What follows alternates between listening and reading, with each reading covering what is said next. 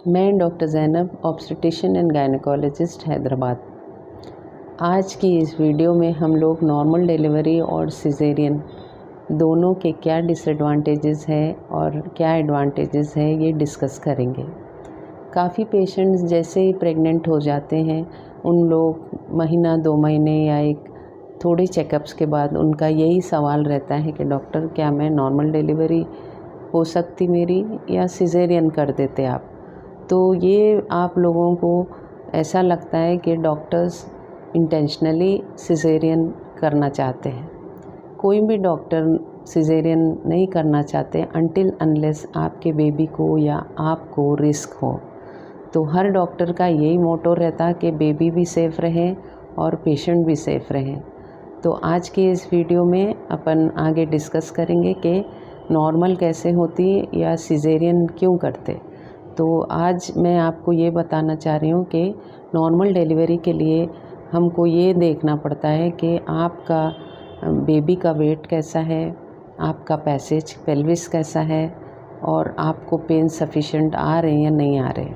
तो ये कम से कम हमारे को 9 महीने में जब 37 वीक्स स्टार्ट हो जाते हैं तो इंटरनल चेकअप जिसको पीवी बोलते हैं वो करने के बाद ही एसेस कर सकते हैं कि आपका पेल्विस कैसा है। और दूसरी चीज़ है कि आपका बेबी का हेड किधर है और आपका सर्विक्स सॉफ्ट है या नहीं है। नॉर्मल डिलीवरी होने के लिए क्या चीज़ों की ज़रूरत होती है। एक तो मदर का पेल्विस सफिशिएंट होना है हेड पास होने के लिए। दूसरी चीज़ होती है बेबी का वेट एवरेज वेट रहना है 4 kg या 4.5 kg डिपेंडिंग अपॉन पेल्विस बड़ा होता है बेबी तो वो बेबी पास नहीं होगा। और पेन भी सफिशिएंट आना है, इनका सर्विक्स अच्छा रहना है, सर्विक्स सॉफ्ट रहना है। तो ये सब चीज़ों की ज़रूरत होती है नॉर्मल डिलीवरी के लिए।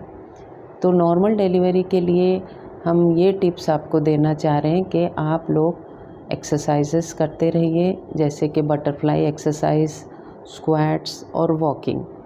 और दूसरी चीज़ पानी वगैरह अच्छा पीजिए, डाइट अच्छा लीजिए। और ये है कि आप लोग अपने आप को पॉजिटिव रखिए, पेन से मत डरिए।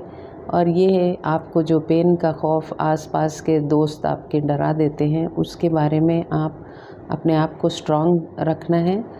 पेन आजकल पेनलेस डिलीवरी भी हो रही है, काफ़ी एपिड्यूरल एनेस्थीसिया से आपको 3-4 सेंटीमीटर होने के बाद आपको एपिड्यूरल एनेस्थीसिया देते हैं जिससे आपको पेनलेस डिलीवरी का ऑप्शन भी रहता है। तो आप लोग पॉजिटिव रहना है नॉर्मल डिलीवरी के लिए और एक्सरसाइजेस एक्टिव रहना है। और दूसरी चीज़ है कि आप लोग डाइट अच्छी लेनी है। अब सिज़ेरियन क्यों करना पड़ता है। बाज़ी वक़्त ऐसा होता कि हेड बेबी का फिक्स नहीं होता मदर के पेल्विस में या पैसेज में, उसको बोलते हैं केफेलोपेल्विक डिस्प्रपोर्शन या बेबी पोजीशन हेड नीचे नहीं रहता, पैर नीचे रहते हैं या ट्रांसवर्स लाई रहती है, इसको बोलते हैं माल प्रेजेंटेशंस। तो काफ़ी बेबी के पोजीशन पे भी डिपेंड करता है। तो वो स्कैनिंग से के थ्रू या इंटरनल चेकअप के थ्रू पता चल जाता है कि बेबी का हेड पास होगा या नहीं होगा।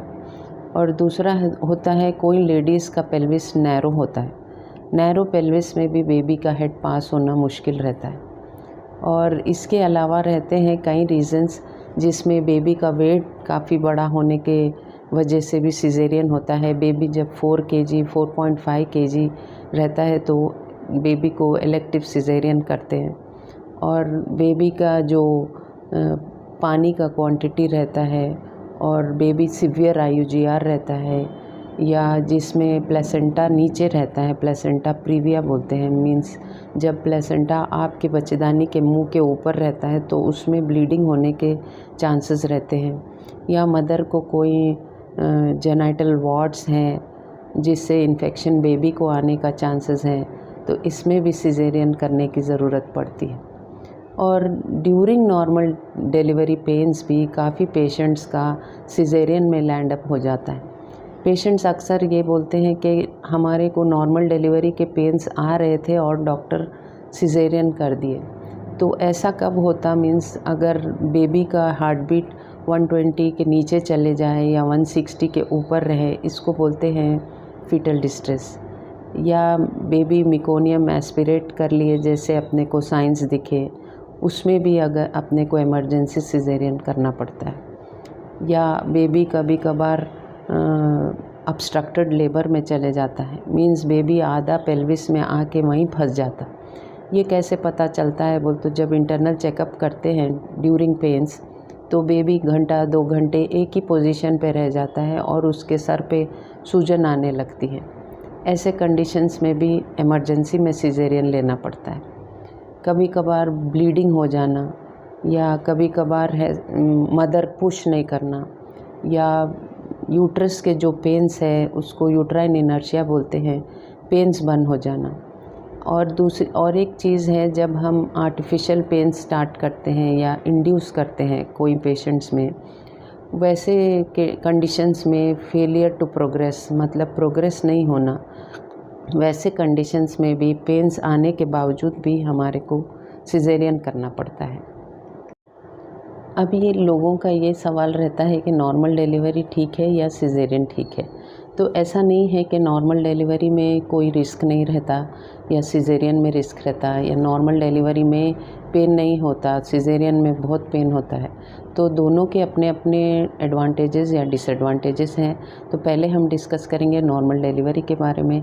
नॉर्मल डिलीवरी एक नेचुरल तरीका है डिलीवर होने का। तो यूजुअली ये कोई बड़ा सर्जरी नहीं है, इसमें भी स्टिचेस लगते हैं और इसमें भी कट होता है, उसको बोलते हैं एपिसियोटमी। तो नॉर्मल डिलीवरी में भी पेन काफ़ी रहता है, क्योंकि एपिड्यूरल यूजुअली 3 to 4 सेंटीमीटर के बाद ही लगाया जाता। और नॉर्मल डिलीवरी अनप्रेडिक्टेबल है, इसमें कभी कभार बाद में ये कितना सक्सेसफुल रहती है नहीं रहती है, पेन के आने के बावजूद भी ये पहले से पता नहीं रहता। और तीसरी चीज़ है कि नॉर्मल डिलीवरी में इन्फेक्शन और हेवी ब्लीडिंग के चांसेस कम रहते हैं। तो ये आपको पता होना है, नॉर्मल डिलीवरी एक नेचुरल मेथड है, तो इसीलिए मोस्ट ऑफ द टाइम ये प्रिफर्ड रहता है। डॉक्टर्स भी चाहते हैं कि आप नॉर्मल डिलीवरी हो आपकी, तो आपको टिप्स देते रहते हैं ड्यूरिंग आपके प्रेगनेंसी के चेकअप के, आपकी डाइट के बारे में और एक्सरसाइजेस के बारे में। अब बारी आती है सिजेरियन सेक्शन की। सिजेरियन सेक्शन के बारे में अक्सर लोगों को ये डर रहता कि उनको कमर में दर्द होगा डिलीवरी के बाद, या उनको जो कट आता है उसके तरफ से काफ़ी कोई डिसेबिलिटी आ जाएगी, या पेन बहुत रहता है। और पहले जो ज़्यादा रिस्क रहता था सिजेरियन सेक्शन में इन्फेक्शन के तरफ से या ब्लीडिंग हैवी होने के तरफ से, मदर्स को सीरियस कॉम्प्लिकेशंस आने के चांसेस रहते हैं, वो आजकल काफ़ी इम्प्रूव हो चुके हैं। आजकल स्टेरिलिटी के बारे में भी वाटर अलग गाउन्स आ रहे हैं जो थिएटर्स में यूज़ कर रहे हैं, और एडवांस तरीके से थिएटर को स्टेराइल किया जा रहा है। थिएटर्स भी काफ़ी स्टेराइल टेक्निक यूज़ होता है, और इन्फेक्शन नहीं होने के लिए भी एंटीबायोटिक वगैरह अच्छे वाले यूज़ करते हैं। और जो स्पाइनल नीडल यूज़ होती हैं वो काफ़ी बारीक रहती हैं, उससे कभी भी बैक पेन नहीं आता है। बैक पेन यूजुअली इसीलिए आता है क्योंकि आप फीड कर रहे हैं कैल्शियम की कमी, या आपको जो पोजीशन में आप बेबी को फीड करते हैं झुक के, या आपको वीकनेस से, मसल वीकनेस से बैक पेन स्टार्ट हो जाता है। तो लोगों का डर रहता है कि स्पाइनल नीडल जो देते हैं उसमें कमर का दर्द लाइफ लॉन्ग आ जाएगा। तो जब भी सिजेरियन सेक्शन करते हैं जब इंडिकेटेड रहता है, क्योंकि ये सर्जरी है। तो जब डॉक्टर डिसाइड करते हैं आपको सिजेरियन सेक्शन करने का, आपके अगर चांसेस नॉर्मल डिलीवरी नहीं होने के हैं, या आपके बेबी को आपको कोई रिस्क है, तो ही सिजेरियन सेक्शन किया जाता है। अब बारी आती है सिजेरियन सेक्शन की। सिजेरियन सेक्शन के बारे में अक्सर लोगों को ये डर रहता कि उनको कमर में दर्द होगा डिलीवरी के बाद, या उनको जो कट आता है उसके तरफ से काफ़ी कोई डिसेबिलिटी आ जाएगी, या पेन बहुत रहता है। और पहले जो ज़्यादा रिस्क रहता था सिजेरियन सेक्शन में इन्फेक्शन के तरफ से या ब्लीडिंग हैवी होने के तरफ से, मदर्स को सीरियस कॉम्प्लिकेशंस आने के चांसेस रहते हैं, वो आजकल काफ़ी इम्प्रूव हो चुके हैं। आजकल स्टेरिलिटी के बारे में भी वाटर अलग गाउन्स आ रहे हैं जो थिएटर्स में यूज़ कर रहे हैं, और एडवांस तरीके से थिएटर को स्टेराइल किया जा रहा है। थिएटर्स भी काफ़ी स्टेराइल टेक्निक यूज़ होता है, और इन्फेक्शन नहीं होने के लिए भी एंटीबायोटिक वगैरह अच्छे वाले यूज़ करते हैं। और जो स्पाइनल नीडल यूज़ होती हैं वो काफ़ी बारीक रहती हैं, उससे कभी भी बैक पेन नहीं आता है। बैक पेन यूजुअली इसीलिए आता है क्योंकि आप फीड कर रहे हैं कैल्शियम की कमी, या आपको जो पोजीशन में आप बेबी को फीड करते हैं झुक के, या आपको वीकनेस से, मसल वीकनेस से बैक पेन स्टार्ट हो जाता है। तो लोगों का डर रहता है कि स्पाइनल नीडल जो देते हैं उसमें कमर का दर्द लाइफ लॉन्ग आ जाएगा। तो जब भी सिजेरियन सेक्शन करते हैं जब इंडिकेटेड रहता है, क्योंकि ये सर्जरी है। तो जब डॉक्टर डिसाइड करते हैं आपको सिजेरियन सेक्शन करने का, आपके अगर चांसेस नॉर्मल डिलीवरी नहीं होने के हैं या आपके बेबी को आपको कोई रिस्क है तो ही सिजेरियन सेक्शन किया जाता है। और लोगों को ये भी डर रहता है कि सवाल यही रहता है कि सिजेरियन के बाद हमारे स्टिचेस सूखने के लिए कितने टाइम लगेगा, या नॉर्मल डिलीवरी के स्टिचेस सूखने के लिए कितना टाइम लगेगा। स्टिचेस तो दोनों में भी लगते हैं, अगर प्राइमी है या फर्स्ट डिलीवरी है तो आपकी नॉर्मल हुई तो उसमें भी एपिसियोटमी आता है, वो भी 1-2 इंच का स्टिचेस रहते हैं पेरिनियम पे, जो आपको 8 दिन से 10 दिन लग सकते हैं। आप नीचे बैठना अवॉइड करना है और आप डेली थोड़ा कुनकुने पानी में नमक डाल के आप सिट्स बाथ लेना है, और ऑइंटमेंट जो आपको दिया जाता है वो लगाना है। तो आपके लिए नॉर्मल हो या सिजेरियन हो, आपको प्रिकॉशंस लेना पड़ेगा। सिजेरियन में तो थोड़ा बड़ा कट रहता है, बेबी का हेड निकालने के लिए 8 सेंटीमीटर के आसपास का एब्डोमेन पे, पेट पे आपके कट रहता है, जिसमें मसल, स्किन सब आपका ओपन करके बेबी का हेड निकालते हैं। तो वो स्टिचेस हील होने के लिए आपको 1.5 से 2 महीना लग जाता है। तो आप इस दौरान हैवी वेट नहीं उठाना, डाइट अच्छा लेना है, नॉर्मल हो या सिजेरियन हो, आप डाइट हेल्दी लेना है जिसमें आपका वेट पुट ऑन नहीं होना। आप न्यूट्रिशियस डाइट लेना है, ऑयली फूड अवॉइड करना है, और काफ़ी बेड रेस्ट की ज़रूरत नहीं है, आप छोटा मोटा काम कर सकते हैं अपने बेबी का।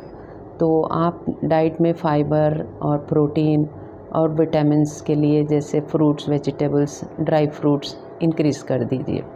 ये आपका है प्रिकॉशन आफ्टर डिलीवरी, नॉर्मल हो या सिजेरियन हो।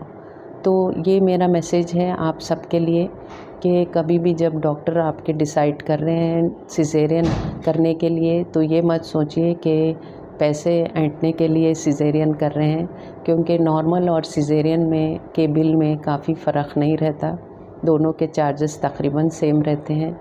और इसके अलावा आपको अगर कोई बेबी को रिस्क है या मदर को रिस्क है तो ही सिजेरियन डिसाइड करते हैं। तो आप लोग रिलक्टेंट मत रहिए, आप अपनी ज़िद पे मत रहिए कि नहीं नॉर्मल ही होना है। नॉर्मल में भी है सो रिलायबल नहीं रहता। सिजेरियन अगर आपके डॉक्टर सजेस्ट कर रहे हैं आपकी सेफ़्टी, आपके बेबी के सेफ़्टी के लिए, तो वो डॉक्टर पे ट्रस्ट करिए। तो मेरा यही आप लोगों को मैसेज है कि मेरे वीडियोस देखकर आप लोग भी काफ़ी आपको नॉलेज इंक्रीज़ करिए, क्योंकि मैं मेरे पेशेंट्स को ड्यूरिंग ओपी अपना टाइम बराबर समझाने में नहीं दे सकती। तो अगर आप लोग मेरा वीडियो सुनकर आप लोगों को नॉलेज मिल रही है या आपके डाउट्स दूर हो रही हैं तो प्लीज़ मेरा वीडियो देखते रहिए।